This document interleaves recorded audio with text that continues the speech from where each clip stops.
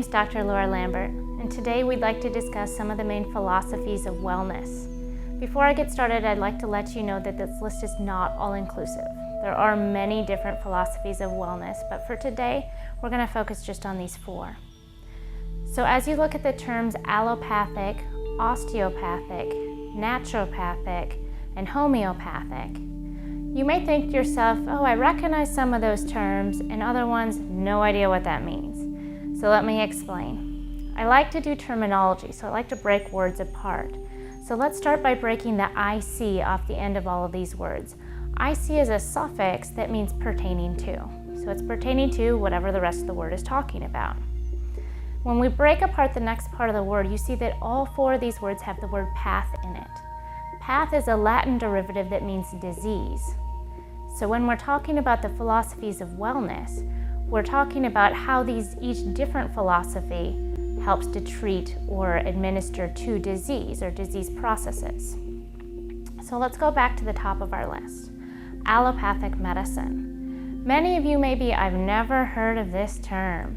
Some of you might be familiar with it.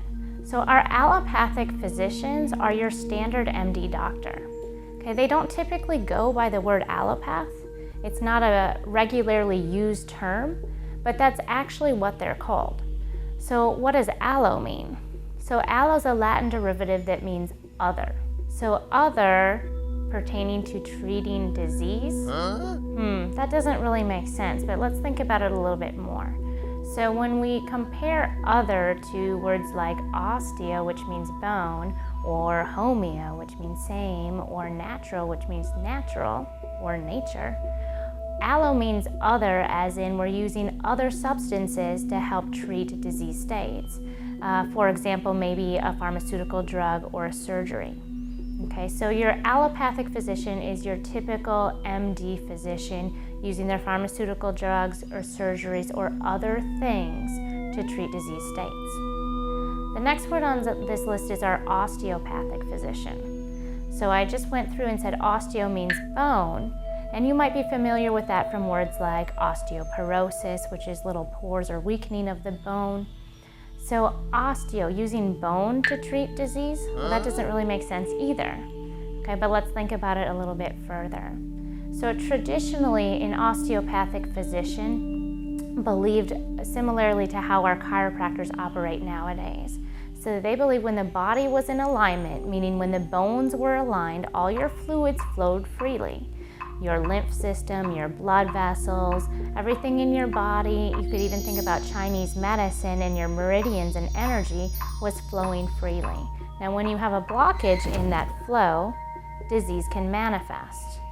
So traditionally, an osteopathic physician, or a DO, doctor of osteopathy, helped align your bones to keep you free from disease. Nowadays, our osteopathic physicians typically operate more similarly to an MD, though traditionally their roots were more similar to a chiropractor. Next on our list, we have naturopathic. So using nature or natural substances to treat disease. This is your ND, or sometimes you'll see it labeled as NMD for naturopathic medical doctor. So they're going to use things like botanical medicine and herbs, sometimes acupuncture depending on which jurisdiction you're in. They might help manipulate your bones to keep your body in alignment. They use a little bit of homeopathy, I'll explain that more in a second. Nutrition is a huge part, and just using overall life wellness philosophies to help keep you free from disease. Okay, bringing us to the last part of this list, homeopathic. Okay, and this is the funny one because I always throw this term out there and people are like, oh yeah, I've heard of that, I know what that is, and then I ask them, what? Most people don't. Homeopathy, the word homeo, just like homo sapien or homosexual, homeo means same. So same treating disease? That doesn't make sense either. Let me tell you this, it's based on physics, which is usually way over my head. If you get physics, awesome, it's based on wavelengths, but I like to tell a story to kind of help you understand a little bit more. So let's say someone has crazy insomnia, they can't sleep, and they're up all night, they might be a little anxious, and their mind's constantly busy, and they can't sleep at night. So they come into my office and they say, oh, I have insomnia, and we talk about it. And I said, okay, you need a specific homeopathic remedy called Coffea cruda. So most of you can recognize that comes from the coffee bean. So they take that coffee bean, they mash it down, and they dilute it, and they dilute it, and they dilute it, and they mash it and dilute it until there's no measurable amount of coffee bean. And I know that sounds crazy woo-woo out there, but it's based on a physics concept. And for those of you that follow physics, it's based on wavelengths. So they put this wavelength of non-coffee substance on little pellets or in little drops, and they have you dissolve them under your tongue. And what it says to your body is, hey, too much caffeine, too much coffee, you're overstimulated. It's a reminder to your body to rebalance and come back to a normal state. And so it can help someone with insomnia rebalance to a normal state so they can sleep. And there's hundreds and thousands of different homeopathic remedies to cover anything from depression, insomnia, bruising, aches and pains, coughs and colds and congestion, you name it. There's a remedy to cover it.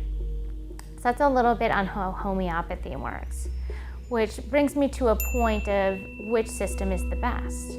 Is it our allopathic physicians, our osteopathic physicians, our naturopathic physicians, or homeopathic physicians? Which brings me to integrative medicine, and can we really bring all these philosophies of wellness together? Can we incorporate naturopaths and allopaths and osteopaths and homeopaths and all the different philosophies of wellness? Can we truly integrate our medicine?